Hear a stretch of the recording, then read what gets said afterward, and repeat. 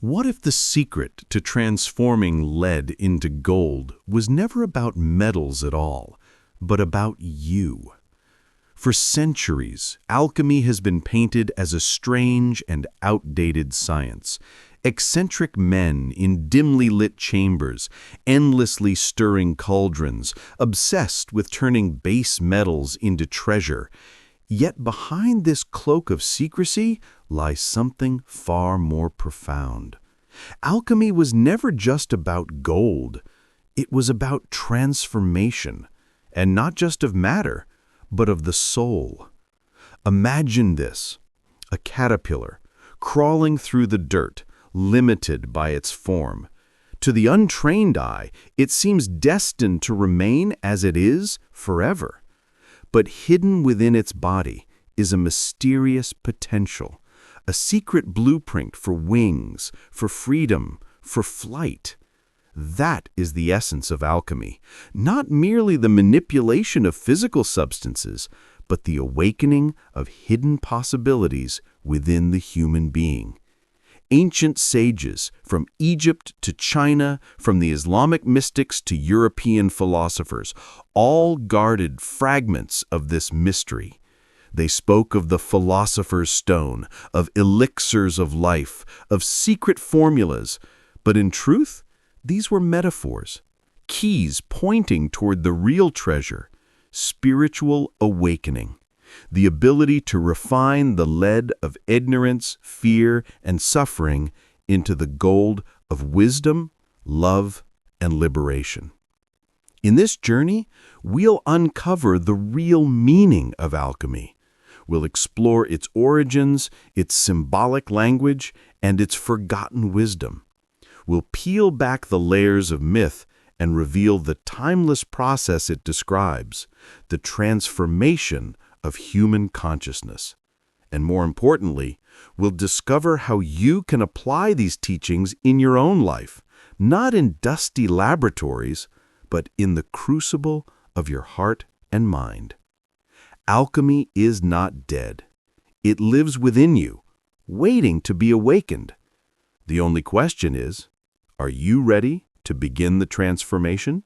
When we hear the word alchemy, our minds often leap to medieval Europe. Hooded figures hunched over furnaces, cryptic manuscripts written in symbols, and the quest for the legendary Philosopher's Stone.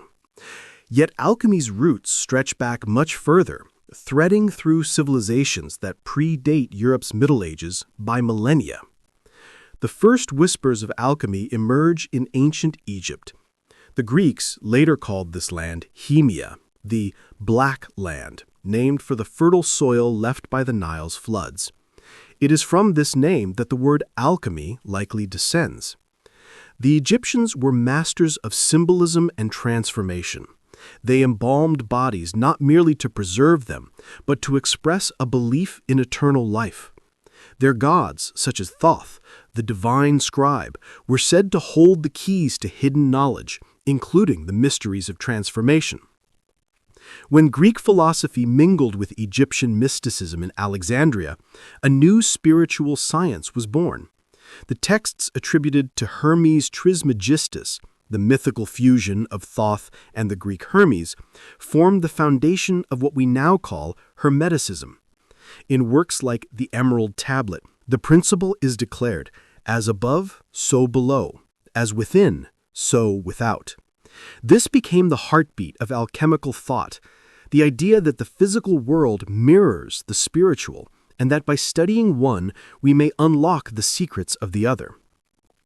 Centuries later, Islamic scholars became the great custodians of alchemy. Figures like Jabir ibn Hayyan, known in the West as Geber, compiled vast works of chemical experiments, blending science with mysticism. To him, metals were not inert substances, but living entities moving through stages of growth just as humans do. Gold was not simply a commodity, it was perfection, the culmination of a process of refinement. In medieval and Renaissance Europe, alchemy found its flowering.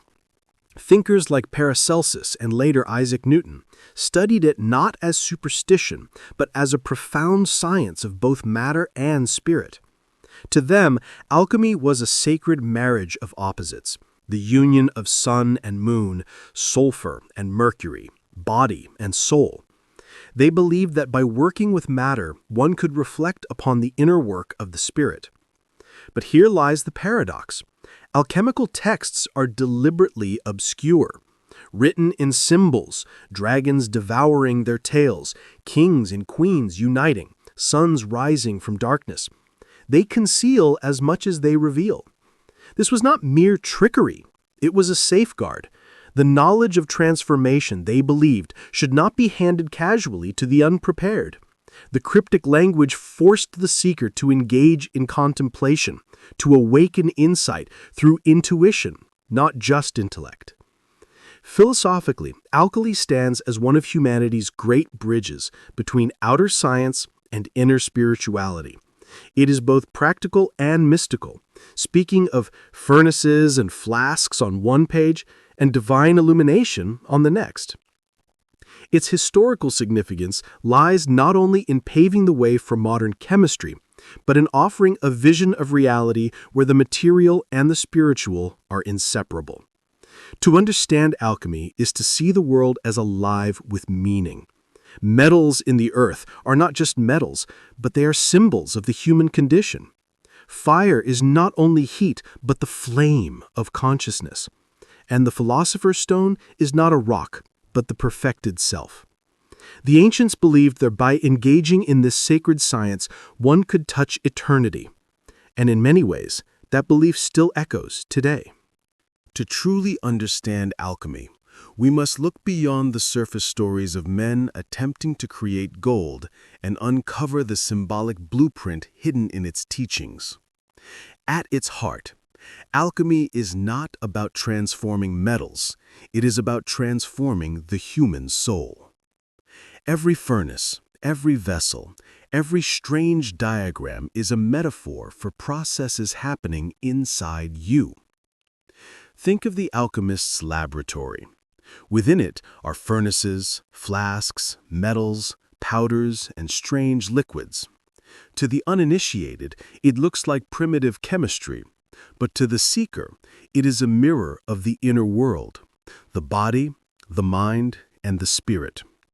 The metals represent qualities of consciousness. Lead, heavy and dull, symbolizes ignorance, fear, and unawakened potential. Gold, radiant and incorruptible, symbolizes enlightenment, purity, and the highest state of being.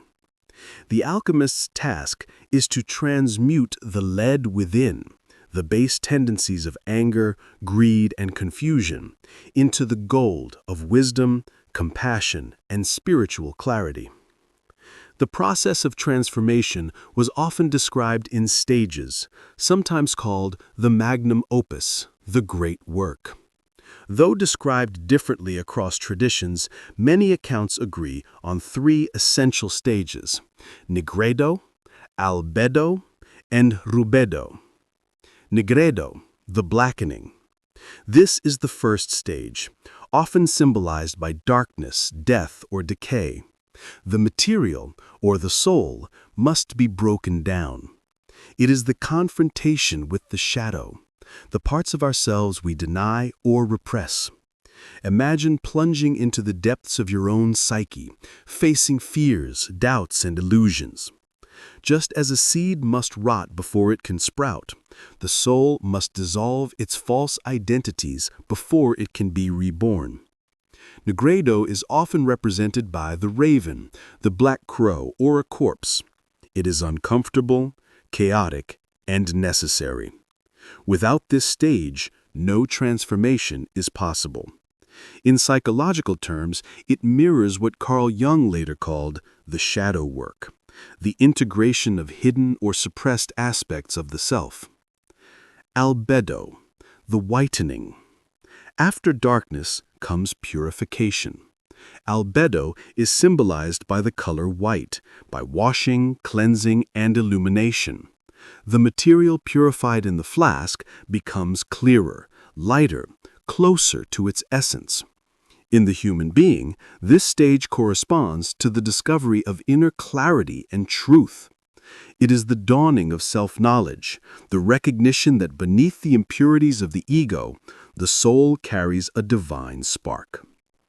In spiritual practice, albedo is like meditation after turmoil, silence after chaos. The alchemist experiences the awakening of intuition, insight, and the gentle light of wisdom. In symbolic texts, this is often represented by the white dove, or by the alchemical lunar qualities of reflection and receptivity. Rubedo, the reddening. The final stage is the most mysterious. Here, the purified substance reaches perfection, symbolized by the color red, by the rising sun, by gold itself. The opposites are united, the masculine and feminine, the spirit and matter, the inner and outer worlds. In the human soul, this is the state of enlightenment, wholeness, or what mystics across cultures have described as union with the divine. Rubedo is the creation of the philosopher's stone, not as a literal object, but as the realization of the eternal perfected self. It is the moment when the individual no longer seeks truth, because they are truth. These stages are not simply linear steps, but cyclical patterns that repeat throughout life. Every hardship, every inner struggle can initiate a new Nigredo. Every moment of clarity is an albedo. Every transformation, however small, carries within it the seed of Rubedo. Alchemy is not a single grand event, but a continual process of refinement. To illustrate, imagine a person who has lived in the grip of fear, afraid of failure, afraid of rejection. This is their lead.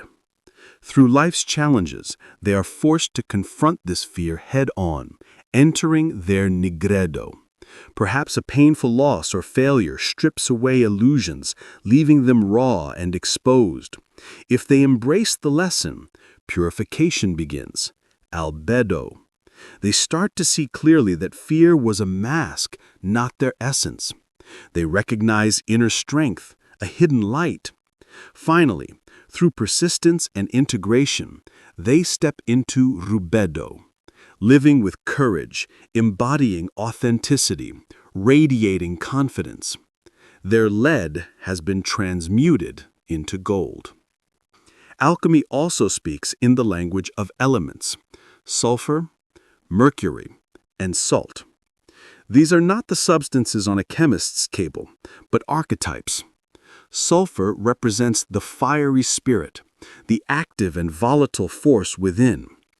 Mercury represents the mind, fluid, transformative, and elusive. Salt represents the body, stable and grounding. True alchemy is the harmonization of these three principles: body, mind, and spirit working as one. Even the famous philosopher's stone is better understood as a symbol than a substance. It is the perfected essence, the divine spark fully realized. Legend said it could transmute metals into gold and grant eternal life. But what is eternal life, if not the awakening to the timeless nature of consciousness itself? What is gold, if not the recognition of the soul's inherent perfection? The reason alchemical texts appear so strange, dragons eating themselves, kings marrying queens, suns and moons uniting, is because they describe inner processes in symbolic form. The marriage of the king and queen, for example, represents the union of opposites, conscious and unconscious, rational and intuitive, masculine and feminine. The dragon devouring itself symbolizes the cyclical nature of transformation, the way destruction and creation are bound together. If this all sounds abstract, remember this: alchemy is not about fantasy, but about experience. The true laboratory is your life. Every challenge is a crucible. Every relationship is a flask of transformation. Every thought, every emotion, every action is part of the great work. And the ultimate question alchemy poses is this: Will you live as lead, heavy and bound by limitation, or will you refine yourself into gold, radiant and free?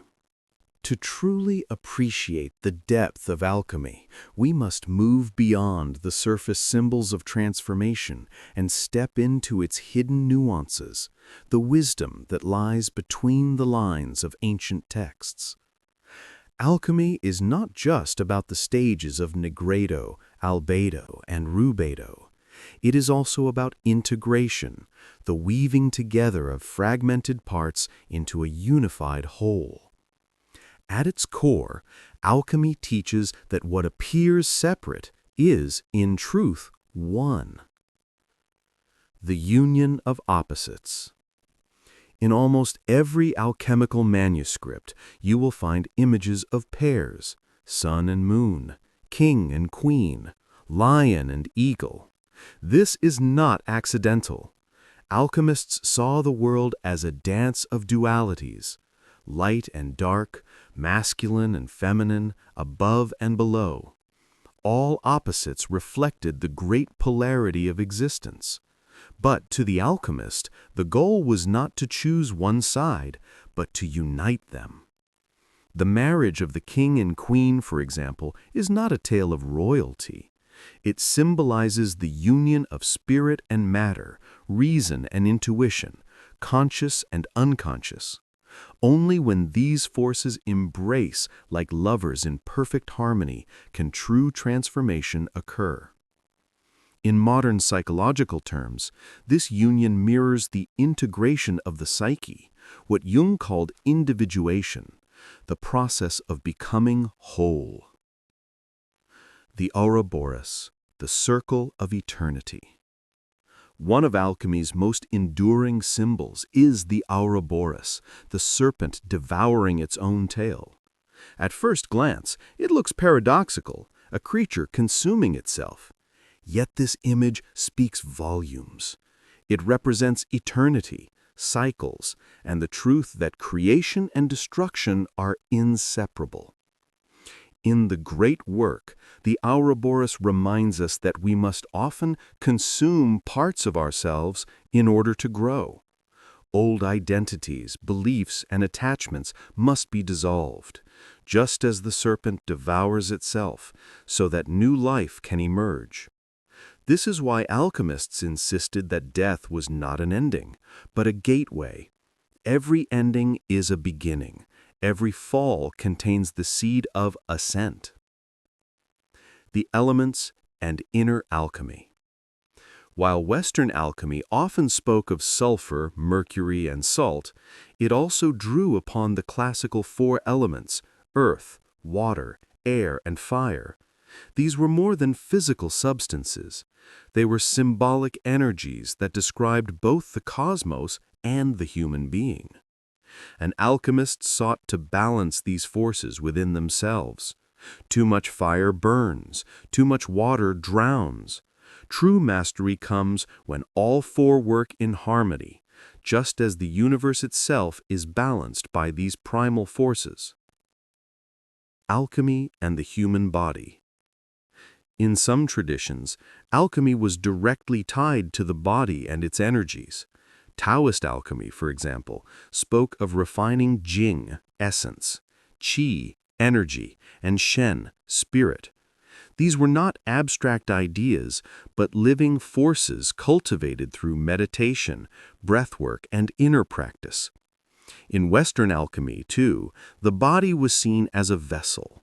The furnace was not only an oven of bricks and fire, but also the furnace of the heart. The vessels and flasks of the laboratory mirrored the organs and channels of the human form. To work on matter was, in a mystical sense, to work on the self. The ancient language of alchemy. Why did alchemists veil their writings in riddles and symbols? Partly it was protection from the ridicule of authorities, from misuse by the greedy, from the uninitiated who might distort the teachings. But more importantly, it was because they believed truth could not be handed down in plain words. It had to be discovered within. By contemplating symbols, by wrestling with paradoxes, the seeker was forced to awaken a higher kind of understanding, what the ancients called gnosis, direct knowing. The cryptic nature of alchemical texts was itself part of the initiation, guiding the seeker into deeper levels of consciousness. The goal beyond gold. So was it all metaphor? Did no alchemist truly believe in turning lead into gold? The answer is more complex. Many surely did attempt literal experiments, and in their quest they contributed to the foundations of modern chemistry. But to the greatest of them, like Paracelsus or the Hermetic philosophers, the physical gold was secondary. The true goal was the inner gold, the incorruptible essence of the soul. Gold is pure. It does not rust, corrode, or tarnish. It is eternal. To become golden is to awaken the eternal within ourselves, to realize the part of us that cannot be destroyed by time or death. This is why alchemy is often linked to the search for immortality. The elixir of life was not merely a potion, but the experience of timeless consciousness, the realization that the soul is not bound by the body, that awareness itself is deathless. Alchemy as a map of consciousness. Ultimately, alchemy offers us a map, a symbolic guide to the transformation of human consciousness. The blackening of Nigredo teaches us to face our shadows. The whitening of Albedo shows us purification and clarity. The reddening of Rubedo reveals integration and divine union. Along the way, we learn to balance opposites, embrace cycles, and refine the elements within us. But perhaps the most important lesson is this. Alchemy insists that transformation is possible. No matter how heavy the lead, no matter how dark the night, within each of us lies the seed of gold. Within decay lies rebirth. Within struggle lies awakening. The alchemists did not see the world as fixed and unchangeable. They saw it as alive, dynamic, and infused with meaning. And in that vision, they gave us not only a philosophy, but a practice, a way of living that turns every challenge into an opportunity for transmutation. And so the question remains, if you are the alchemist and your life is the laboratory, what great work are you engaged in right now? What lead are you called to refine? What hidden gold waits to shine within you? It is one thing to study alchemy as history, symbolism, or philosophy, but its true value lies in practice. The sages of old did not pursue alchemy merely to theorize. They saw it as a living art, meant to transform not only their understanding, but their very being. And if the great work is the transformation of the self, then we too can become alchemists of our own lives. Let us now explore how. 1. The alchemical laboratory of the mind. The first realization is this: your life is the laboratory. Every challenge, every relationship, every moment of pain or joy is a crucible of transformation. You do not need furnaces or strange chemicals. The true experiment happens within consciousness. Begin by observing your thoughts and emotions as if they were materials in a flask. When anger arises, do not simply act on it. Instead, treat it as lead. Ask, what is this emotion trying to teach me? How can I refine it into wisdom or compassion? By treating your inner life as sacred material, you engage in the very work of the alchemists. Practical exercise. At the end of each day, reflect on one strong emotion you experienced. Write it down. Then ask, If this emotion is lead, what is the hidden gold? For example, fear may conceal the gold of courage. Sadness may reveal the gold of empathy. Over time, this practice builds the habit of transmutation. 2. Embracing the stages of transformation. The stages of Nigredo, Albedo, and Rubedo are not just lofty concepts. They describe experiences we all encounter. By recognizing them, you learn to navigate life's transformations more consciously. Nigredo practice, facing the shadow. When difficulties arise, resist the urge to escape. Instead, sit with discomfort. Journaling, shadow work meditations, or even honest self-reflection can help you uncover the illusions and fears holding you back. Albedo practice, purification. Once you've acknowledged your shadow, seek clarity. Meditation, silence, or time in nature can help wash away confusion and reconnect you to your deeper self. Rubedo practice, integration. When insights arise, embody them. Live your truth. Speak with authenticity.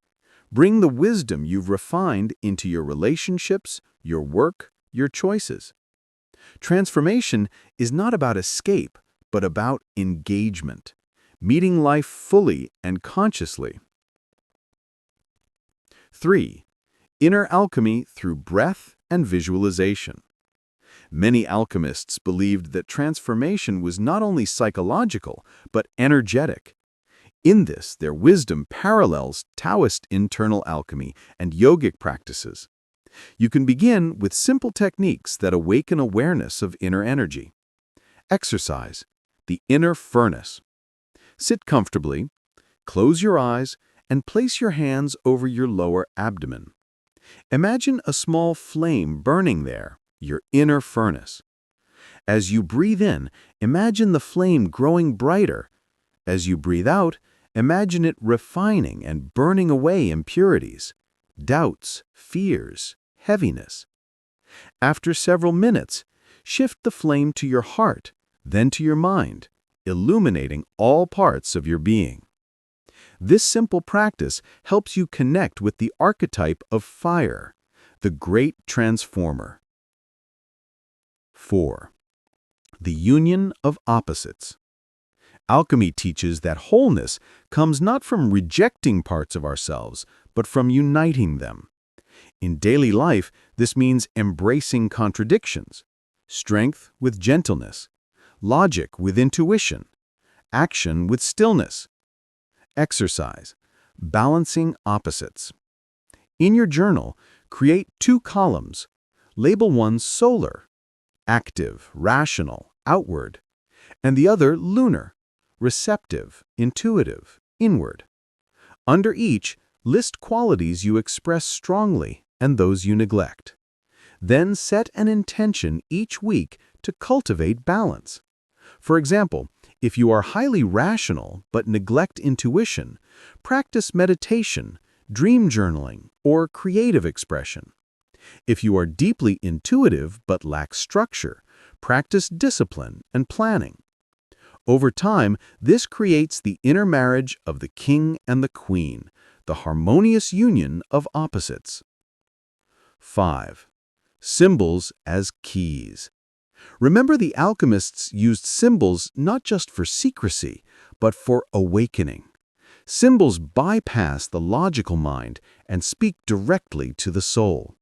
By meditating on alchemical imagery, you can access deeper layers of consciousness. Exercise, symbol contemplation. Choose one alchemical symbol, the Ouroboros, the Philosopher's Stone, the King and Queen, the Sun and Moon. Print or draw it. Spend 10 minutes a day simply gazing at it. Do not analyze. Instead, let impressions, feelings, and insights arise.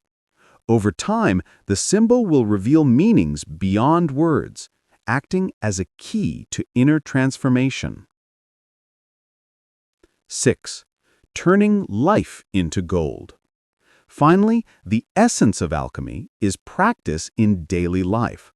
Every moment is an opportunity to refine yourself. When conflict arises, see it as the fire of the furnace. Will you be consumed, or will you let it refine you into strength? When joy arises, see it as the glimpse of gold, an invitation to recognize the eternal spark within you. When failure comes, remember Nigredo. It is the necessary breaking down before rebirth.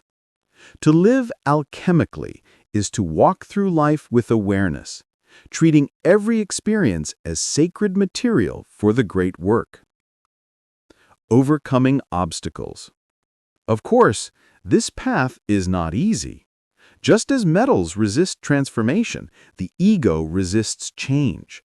Common obstacles include impatience. Transformation takes time. Just as metals must be refined slowly, so too must the soul. Trust the process. Attachment to results. Seeking gold too quickly leads to disappointment. Focus on the work itself, not the outcome. Isolation. Alchemists often worked in solitude, but remember, your inner work radiates outward. Share your growth through compassion, service, and love.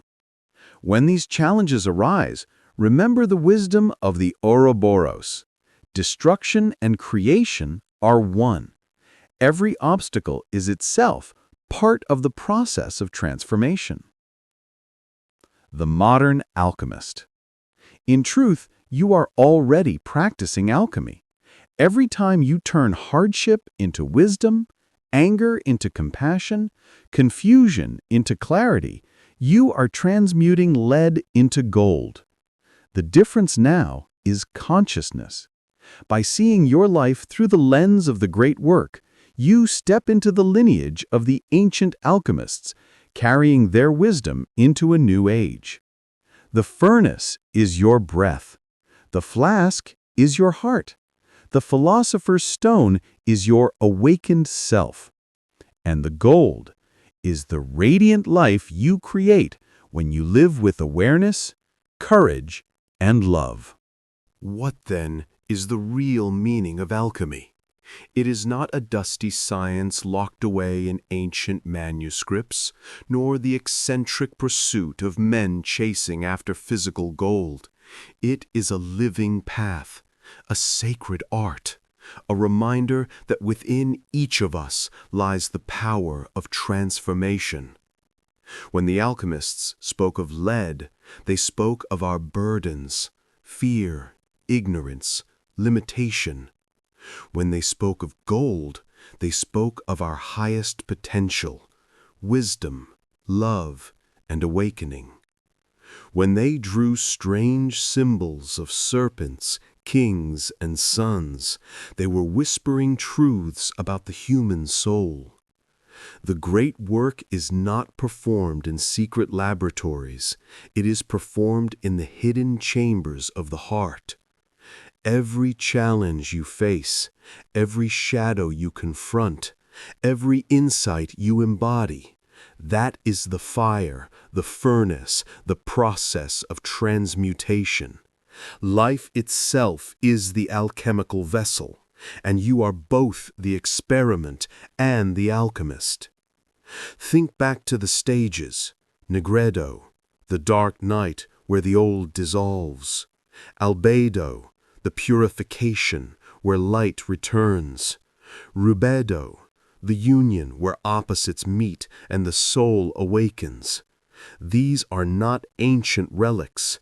They are living rhythms, echoing through every season of your life. When you fall, you are in Nigredo. When you heal, you are in Albedo.